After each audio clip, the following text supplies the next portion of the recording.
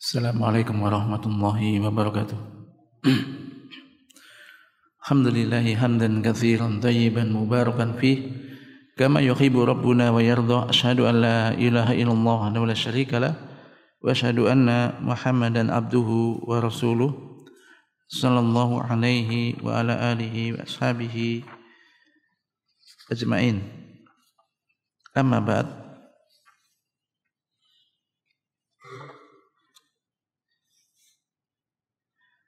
Jemaat sekalian yang dirahmati Allah Subhanahu wa taala, alhamdulillah insyaallah kita akan melanjutkan membaca kitab tentang ini adab Islamiyah dan masuk dalam pasal yang ke-6 yaitu adab tilawatil Quran, adab di dalam membaca Al-Quran. Qalam alif Habibullah Ta'ala, Al-Quranu kalamullah Ta'ala,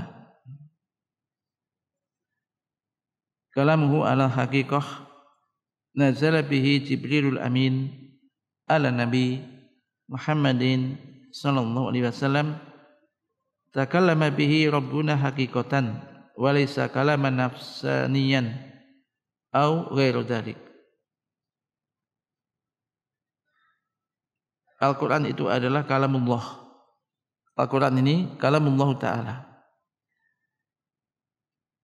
yakni kalam Allah secara hakiki yang diturunkan melalui malaikat Jibril yang terpercaya kepada Nabi Muhammad sallallahu alaihi wasallam. Dan Allah berbicara dengannya secara hakiki, bukan kata-kata hati atau yang selainnya. Allah Subhanahu wa taala telah berfirman, "Wa in ahadum minal musyrikin istajaraka fa'ajirhu hatta yasma'a kalam Allah."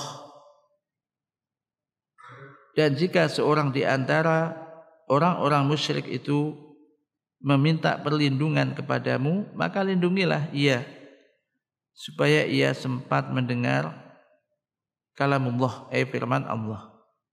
Surat Taubah ayat 6. Wa tilawatul Qur'ani wajibatun 'alal muslim. Tilawatul Quran, membaca Al-Quran ini wajib bagi setiap muslim. Sebagaimana firman Allah Subhanahu wa taala, faqra'u ma tayassara minal Qur'an. Maka bacalah apa yang mudah bagimu dari Al-Qur'an. Dan tilawatul Quran ini memiliki beberapa adab yang harus diperhatikan oleh seorang qari atau orang yang baca Al-Qur'an supaya ia mendapatkan keberkahan dari bacaannya serta meraih pahala yang sempurna. Maka dengan pertolongan dan kekuatan dari Allah, ini penulis akan menyebutkan adab-adab tersebut. Di antaranya al-adabul awal an-niyatus sholihah. Adab yang pertama yaitu niat yang benar. Mana ikhlas di dalam membaca, yaitu dia membaca ikhlas karena Allah Subhanahu wa taala. Dia membaca itu karena Allah Subhanahu wa taala, bukan karena manusia. Ini urusannya dengan hati. Karena amal itu apabila tidak ikhlas, maka lam yukbal. Jadi amal itu tidak akan diterima. Kama qala ta'ala, wa ma umiru illa liya'budullaha mukhlishina lahuddina hunafa. Dan tidaklah mereka diperintahkan kecuali supaya menyembah Allah dengan memurnikan ketaatan kepadanya dalam menjalankan agama yang lurus. Rasulullah SAW juga bersabda, innallaha la yakbalu minal amali illa ma kana lahu khalisan wabtughiya bihi wajhuhu. Sesungguhnya Allah Ta'ala tidak menerima suatu amal kecuali yang dilakukan dengan ikhlas dan semata-mata mengharap yakni wajahnya, wajah Allah Ta'ala. Maka dari itu seyogyanya seorang yang baca Al-Quran senantiasa mengikhlaskan niatnya karena Allah Ta'ala, karena Allah semata, bukan karena riya, ingin dilihat orang, au sum'ah, atau sum'ah, ingin didengar orang. Jadi kalau ada orang, dia baca supaya orang mengerti bahwa saya itu ahli membaca atau suaranya enak dan semisalnya. Namun niatnya hendaknya semata-mata untuk mendapatkan pahala dan balasan yang dijanjikan bagi orang-orang yang membaca Al-Quran.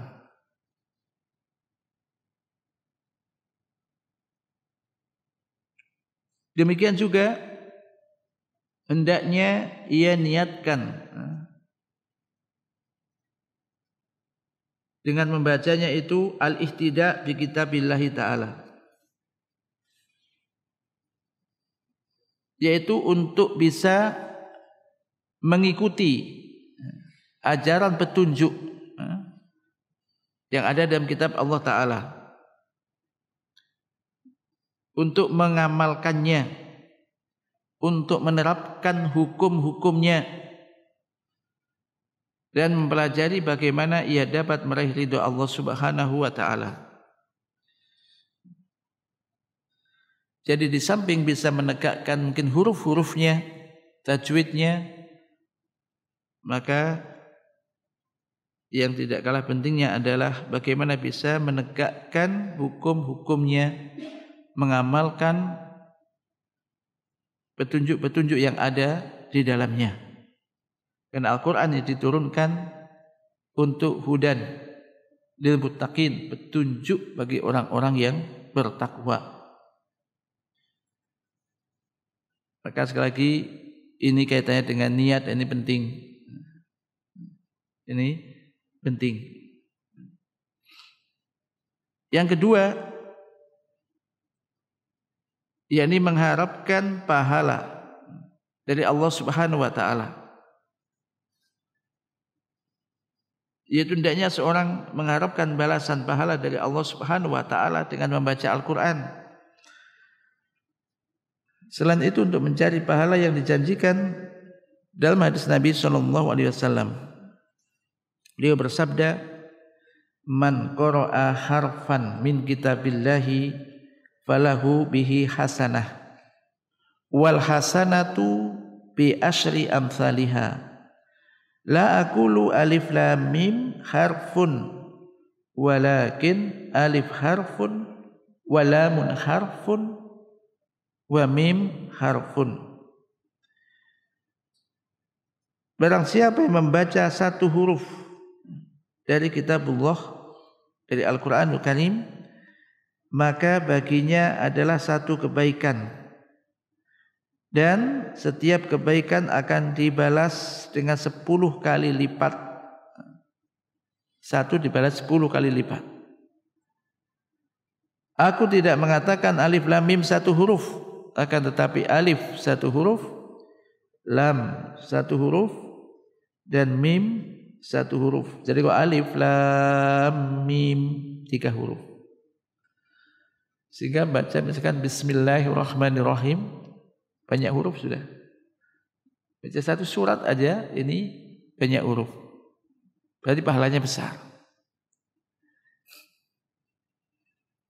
Maka ini tentunya bagi orang-orang yang beriman, termasuk beriman kepada yang gaib, beriman dengan adanya hari akhir, beriman dengan adanya pahala,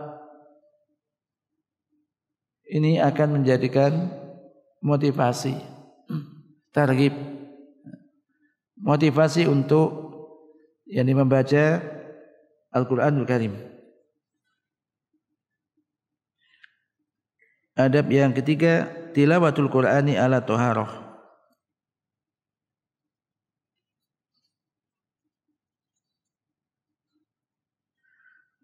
Yaitu membaca Al-Qur'an dalam keadaan suci.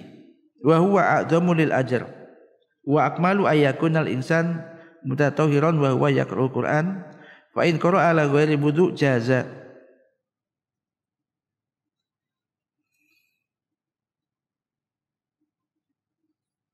yakni bersuci sebelum membaca Al-Qur'an. Ini akan mendatangkan pahala yang lebih besar. Dan pahala menjadi lebih sempurna apabila seorang membaca Al-Qur'an dalam keadaan bersuci. Walaupun demikian, ia juga boleh membaca Al-Qur'an tanpa berwudu jika ia membacanya dengan hafalan, tidak minta mushaf. Adapun jika ia membacanya dari mushaf, hendaknya ia memperhatikan adab yang keempat, yaitu adab keempat bersuci ketika hendak menyentuh mushaf Al-Qur'an. At-tatahhur limasil mushaf. Bersuci untuk sebelum menyentuh mushaf Al-Qur'an. Nabi SAW bersabda, la yamassul Qur'ana illa tahirun. Janganlah menyentuh Al-Qur'an kecuali dalam keadaan bersuci, atau kecuali orang yang bersuci. Adapun menyentuh Al-Qur'an tanpa berwudu, dalam hal ini terdapat perbedaan pendapat. Maka untuk kehati-hatian dalam semacam ini, hendaknya at-tatahhur li masil mushaf, yaitu hendaknya berwudu ketika ingin menyentuh mushaf Al-Qur'an. Memang ada yang mengatakan boleh tanpa berwudu, hendaknya berwudu, maka ketika kita ngambil sudah berwudu aja. Ini untuk kehati-hatian, ini hendaknya berwudu ketika ia ingin menyentuh mushaf Al-Qur'an. Dan mayoritas ulama mensyaratkan hal ini, meskipun ada sebagian ulama yang berpendapat bolehnya menyentuh mushaf tanpa berwudu. Kan tapi yang lebih afdol adalah apa yang disebutkan tadi, yaitu berwudu ketika menyentuhnya, karena hal itu lebih dekat kepada kehusukan dan kehadiran para malaikat. Wallahu ta'ala a'lam bissawab. Nah, dalam keadaan semacam itu maka ambil yang tentu lebih baik. Tentu lebih baik dan lebih afdal. Al-adabul khamis istiqbalul qiblah. Ini adab kelima, yakni istiqbalul qiblah, ini menghadap kiblat. Menghadap kiblat ketika baca Al-Qur'an disebutkan oleh sejumlah ahli ilmu seperti An-Nawawi dan yang lainnya. Jika dia tidak menghadap kiblat itu boleh. Boleh juga walaupun tidak menghadap kiblat ketika baca Al-Qur'an. Tidak ada salahnya. Namun menghadap kiblat lebih mendorong untuk khusyuk dan lebih utama daripada tidak menghadap ke arahnya. Kemudian berikutnya membaca Al-Qur'an dengan duduk. Tilawatul Qur'an jalisan. Membaca Al-Qur'an dengan duduk. Hadza ablagu fi tawqiri kitabillahi ta'ala wa ta'dhimi sya'airihi. Fa in qara'a waqifan aw masyian jaza. Fa innahu sallallahu kana yadhkurullaha ala kulli akhyanihi. Jadi duduk ketika membaca Al-Qur'an ini dimaksudkan untuk lebih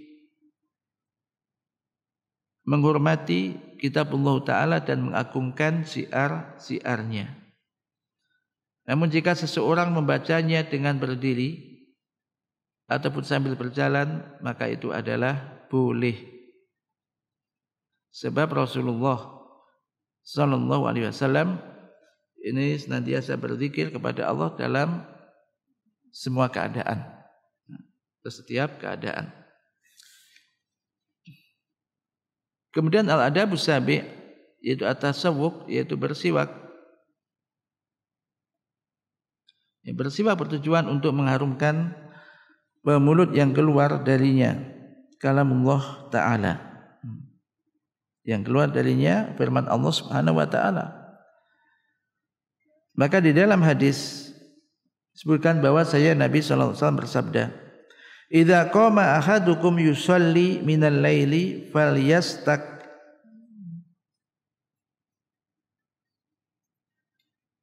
fa inna ahadakum idza qara'a fi sholatihi wa du'a malakun fahu ala fihi la yakhruju min fihi syai'un illa dakhala famal malaki."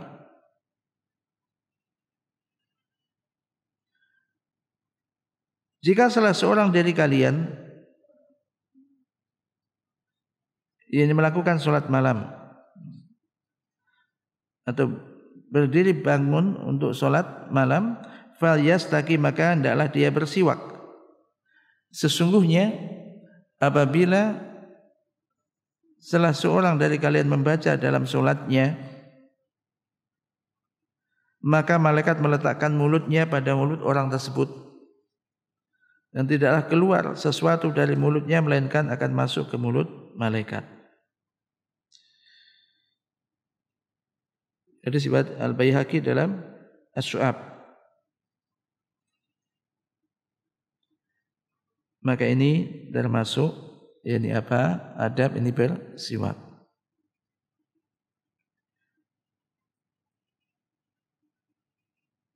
Maka disebutkan hadza fadlun azimun jiddan li qiyamil lail.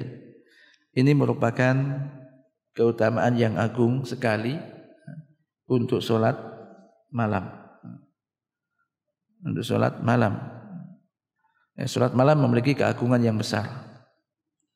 Maka kalau bisa tidak ditinggalkan.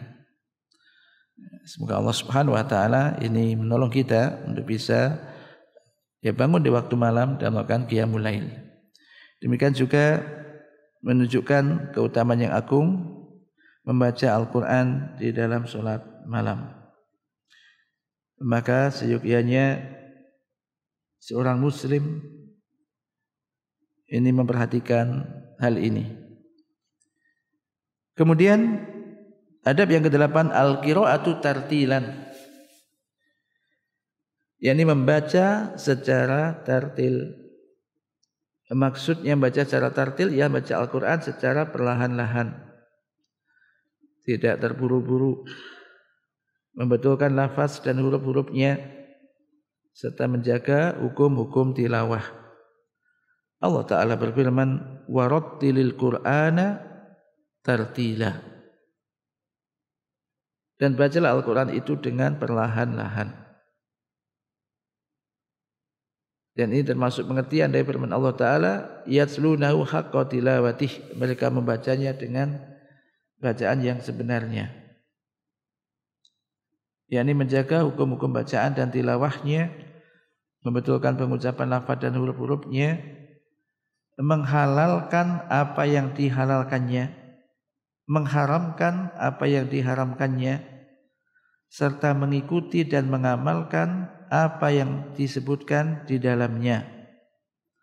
Semua itu termasuk membaca Al-Quran dengan bacaan yang sebenarnya. Jadi makna yatslunahu haqqa tilawatih, membaca Al-Quran dengan sebenar-benarnya itu mencakup apa?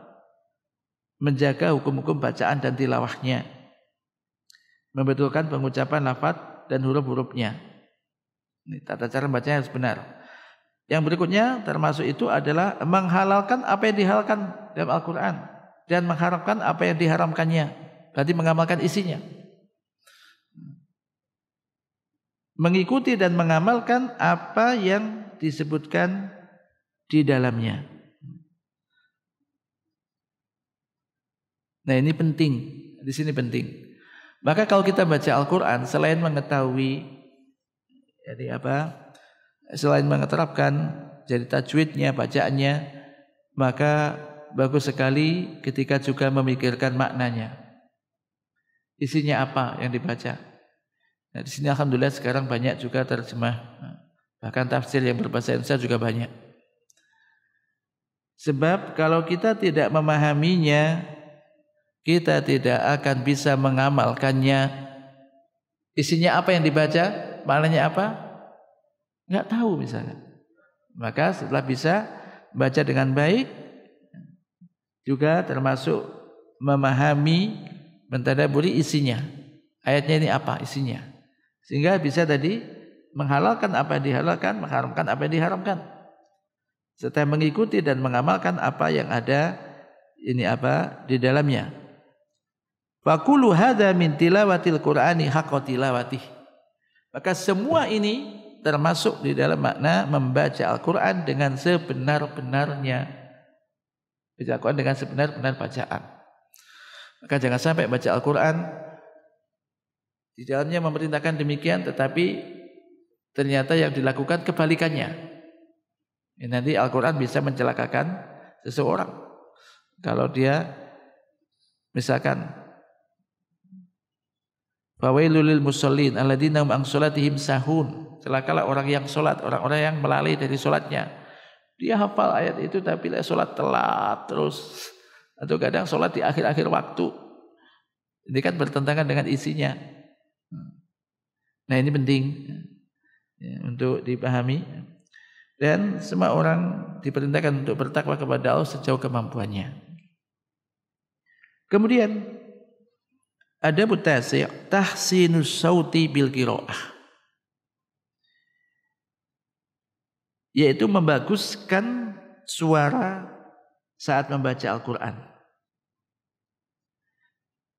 Nah, membaguskan suara ketika baca Al-Qur'an termasuk adab tilawah. Nabi SAW telah bersabda, zayyinul Qur'ana bi aswatikum fa inna sautal hasana yazidul Qur'ana hasanan. Yaitu hiasilah Al-Qur'an dengan suara kalian, perindahlah Al-Qur'an dengan suara kalian. Sesungguhnya suara yang bagus ini akan menambah bagusnya Al-Qur'an. Dan masing-masing orang kadang ada yang diberi suara yang bagus. Suara yang bagus, bacanya enak.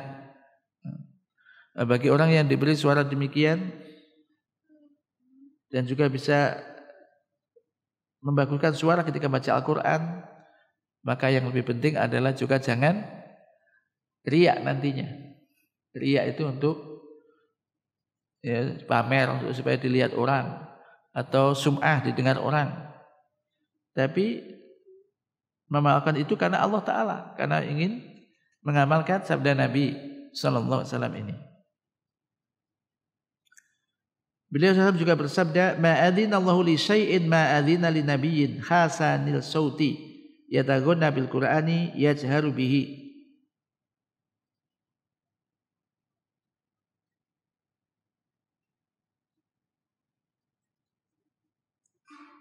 Tidaklah Allah mendengarkan suatu seperti mendengarkan seorang nabi yang bersuara merdu ketika baca Al-Quran dan mengeraskannya.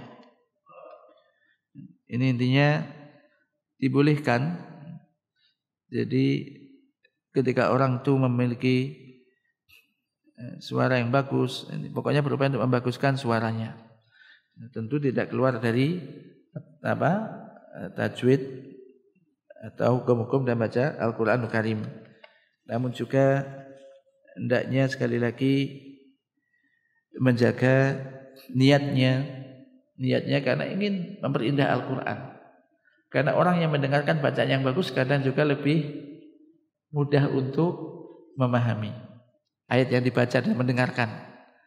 Terlebih kalau bacaannya juga pas, dia tahu maknanya, dia berhentinya pas, dari kisah yang ada di Al-Quran tidak terputus. Ini juga memang membantu juga orang yang mendengarkannya. Maka di sini alhamdulillah ya.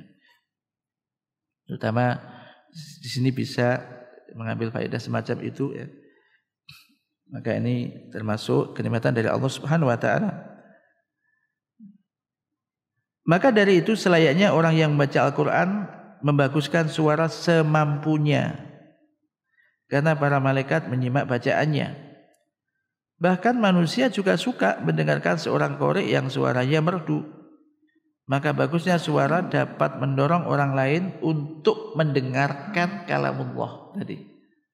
Mendorong orang untuk senang dalam mendengarkan kalamullah, Al-Qur'anul Karim. Bahkan tadi bisa membantu juga, walaupun mungkin kurang paham isinya, dia juga menikmati itu. Senang untuk mendengarkan bacaan tersebut. Kemudian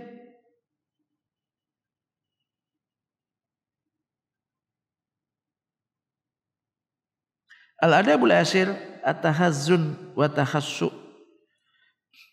Dia menampakkan rasa sedih dan khusyuk di dalam baca Al-Quran.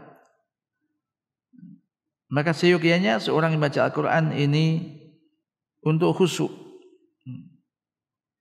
dan bersedih atau berusaha menampakkan rasa kesedihan karena memahami ayatnya ya. Apalagi ayat-ayat yang isinya ini ayat-ayat tentang hal yang azab dan semisalnya.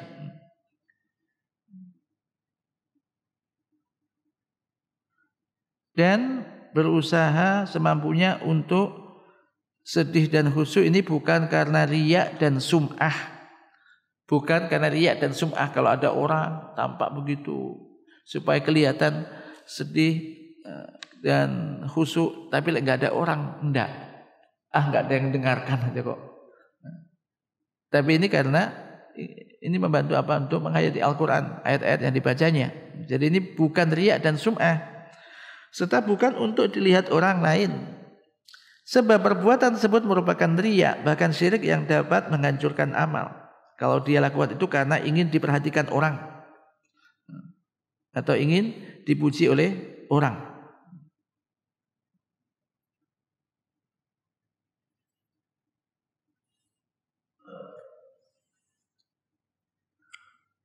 Oleh karena itu hendaknya ia berusaha untuk mendatangkan rasa sedih dan khusyuk sehingga dapat menyempurnakan faedah yang diperolehnya dari Al-Quran. Nabi SAW bersabda, "Ahsanun nasi qira'atan alladhi idza qara'a ra'aita annahu yakhshallah."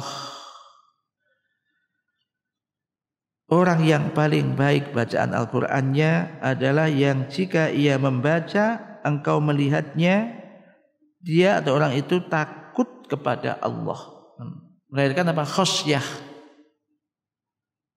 Melahirkan takut kepada Allah, rasa takut kepada Allah. Karena kalamullah, Al-Quran ini adalah kalamullah. Maka ada yang mengatakan bahwasanya menampakkan kesedihan adalah maksud dari sabda beliau sallallahu alaihi wasallam, laisa minna man lam yataghanna bil Quran yajharu bihi. Yani tidak termasuk golongan kami orang yang tidak yataghanna bil Quran, tidak bersedih ketika membaca Al-Quran dan menampakkannya, yani menampakkan kesedihan dan mengeraskannya. Taghanna sebetulnya ini memperindah suaranya dengan Al-Quran dan mengeraskannya. Maka ini ada memahami itu adalah ini bisa menampakkan tadi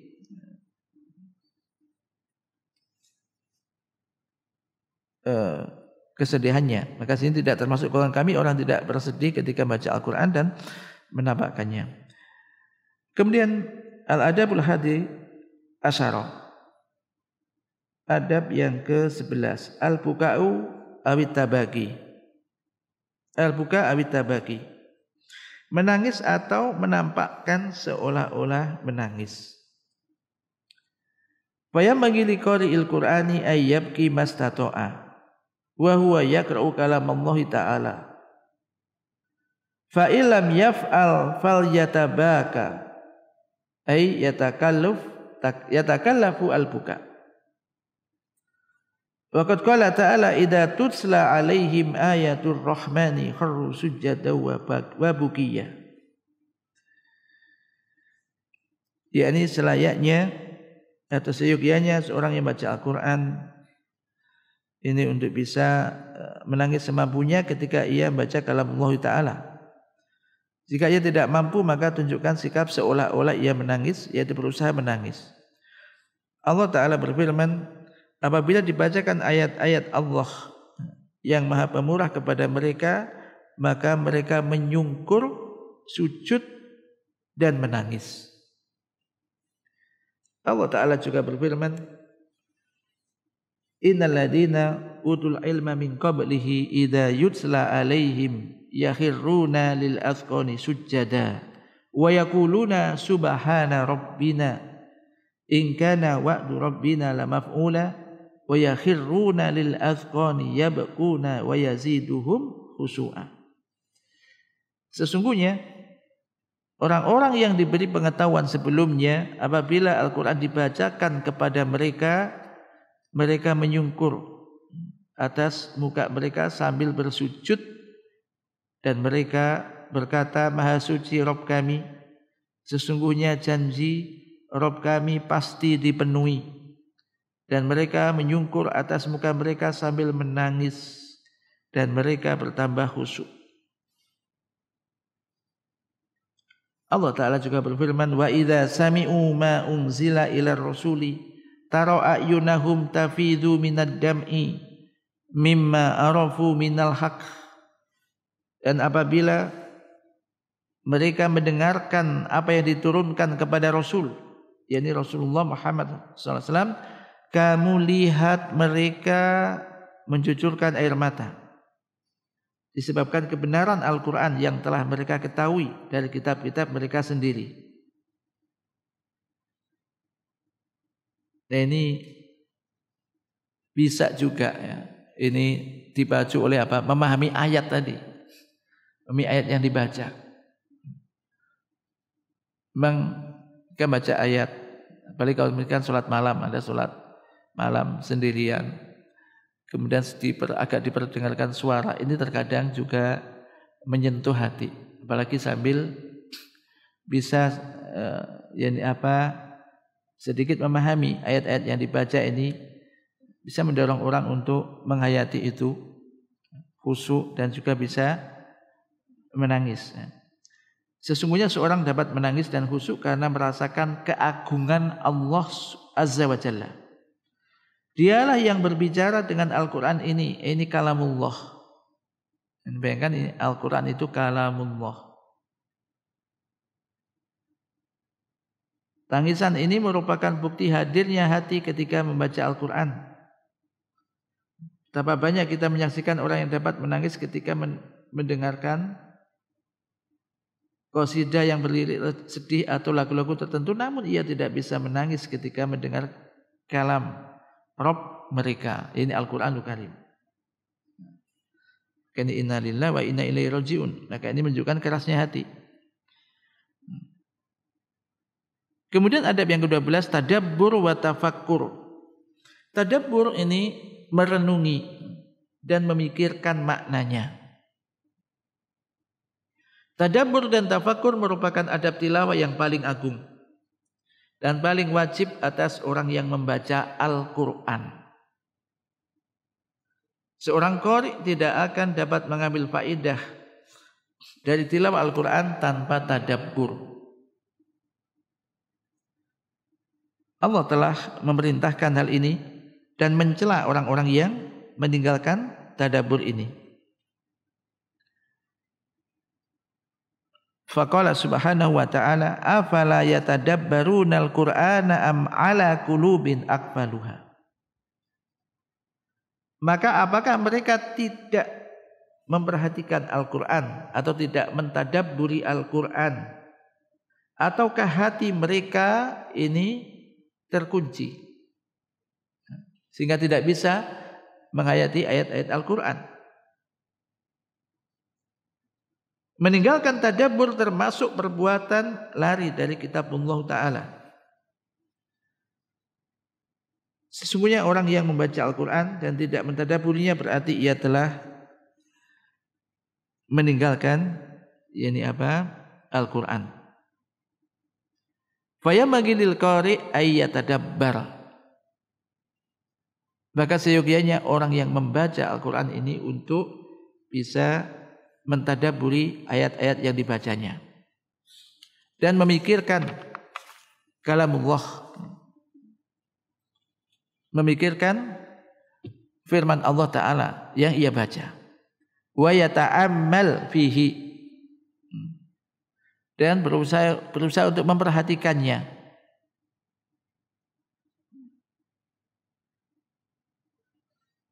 liya'rifa muradallah azza wa jalla minhu, agar dia mengetahui apa sih yang diinginkan oleh Allah Ta'ala darinya. Dengan demikian ia bisa memetik faedah dari Al-Quran dengan sempurna. Ingat bahwasanya Al-Quran ini kalamullah dan tidak ada keraguan sedikit pun di dalamnya. Maka bagus juga ketika mungkin kita baca Al-Quran beberapa ayat, kemudian habis itu membaca artinya apa sih ayat yang saya baca tadi. Ini insya Allah ini menjadikan apa? Hati ini apa? Memang bisa mengambil faedah insya Allah. Ya khusyuk, tunduk. Baca Quran angan-angan sak maknani kan. Baca Quran sambil memikirkan, selain memikirkan maknanya. Maka ini penting juga. Maka bagus juga ketika baca Al-Quran juga nanti agak ngerti juga bahasa Arabnya. Ini bahasa Arab, bahasa Al-Quran. Ini insya Allah bisa membantu untuk memahami ayat-ayat yang dibacanya. Yang ke-13 termasuk adab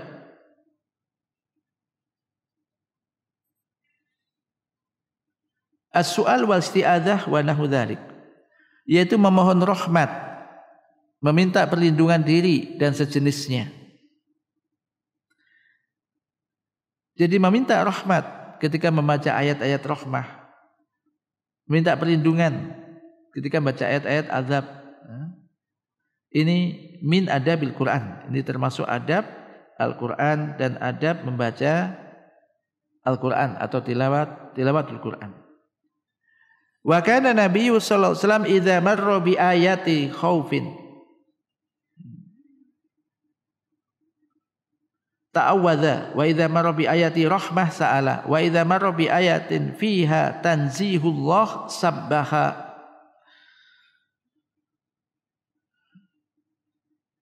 Jadi adalah Nabi SAW apabila beliau melewati ayat-ayat yang berisi ancaman azab, maka beliau berlindung. Dan apabila melewati ayat-ayat rahmah,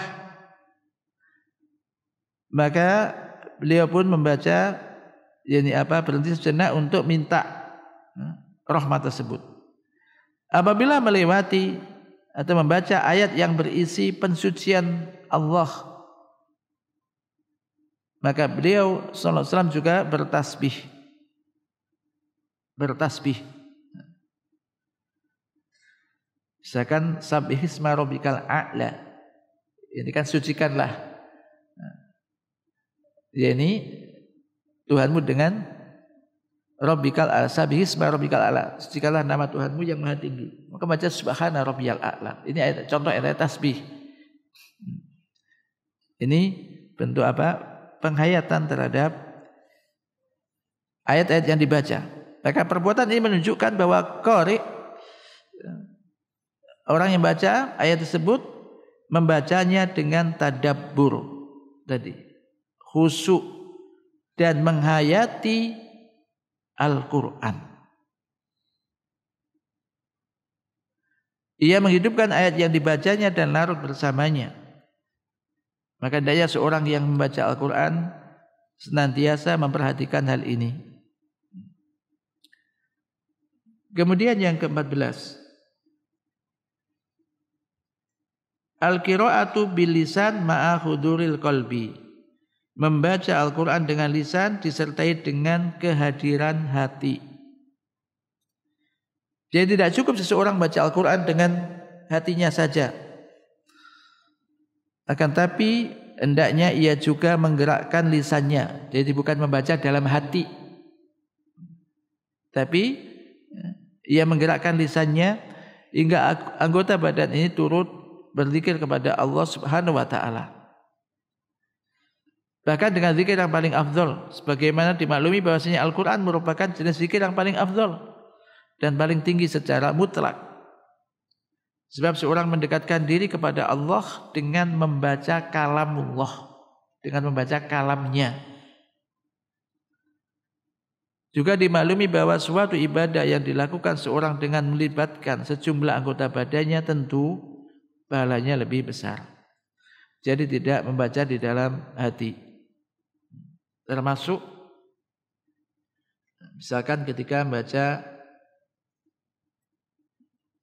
Al-Fatihah, ya dibaca, bukan diem tok mulutnya nggak bergerak misalkan, diem aja, dibaca dalam hatinya. Maka ini membaca dengan lisannya juga, dengan lisan juga.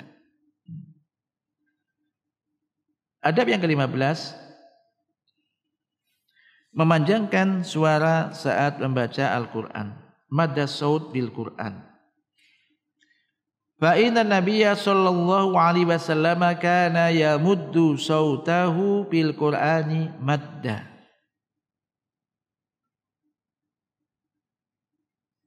Nabi SAW memanjangkan suara beliau ketika baca Al-Quran. Dan ini akan banyak membantu untuk mentadabburi dan memikirkannya, serta menjauhkan kita dari sikap tergesa-gesa ketika membaca Al-Quran.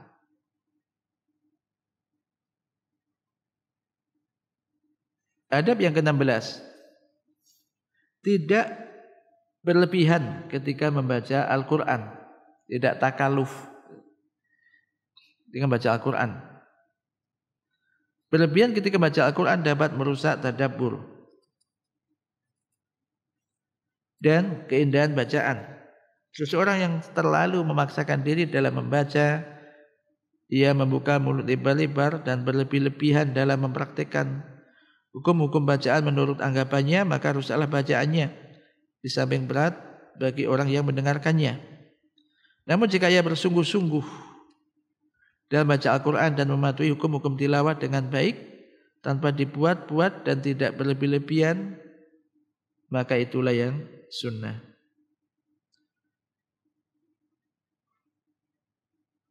Kemudian adab ke-17, tidak menghatamkan Al-Quran kurang dari 3 hari. Tidak menghatamkan Al-Quran kurang dari 3 hari merupakan salah satu petunjuk dan bimbingan Nabi SAW. Hal ini lebih dekat kepada tadabbur, untuk tafakkur, demikian juga khusyuk dan menunaikan hak-hak tilawah. Nabi SAW pernah bersabda kepada Ibnu Amr radhiyallahu anhu, Iqra' al-Qur'ana fi kulli syahrin la yafqahuhu man yaqra'uhu fi aqalla min salasin. Ini khatamkanlah Al-Quran dalam setiap bulan. Tidak akan dapat memahami Al-Quran orang yang menghatamkannya kurang dari 3 hari. Diriwayatkan juga dari Rasulullah SAW bahwasanya beliau tidak pernah menghatamkan Al-Quran kurang dari 3 hari. Allah Ta'ala a'lam. Kemudian yang ke-18, ta'ahudul Quran bitilawah, menjaga Al-Quran dengan selalu membacanya. Menjaga Al-Quran merupakan suatu keharusan, yaitu senantiasa mengadakan hubungan atau ikatan dengan Allah Ta'ala dan dengan kalamullah, dan dengan kalamnya, firmannya. Maka hal itu akan sangat membantu hafalan dan menjaganya agar tidak terlepas dari ingatannya. Rasulullah sallallahu alaihi wasallam bersabda, ta'ahadu al-Qur'an fa walladhi nafsi biyadihi lahu ashaddu tafasyan min qulubir rijali minal ibil fi ukuliha. Ulang-ulangilah hafalan Al-Quran, jagalah Al-Quran itu, demi zat yang jiwaku berada di tangannya, sesungguhnya Al-Quran itu lebih cepat hilang dari hati manusia daripada unta yang terlepas dari ikatannya.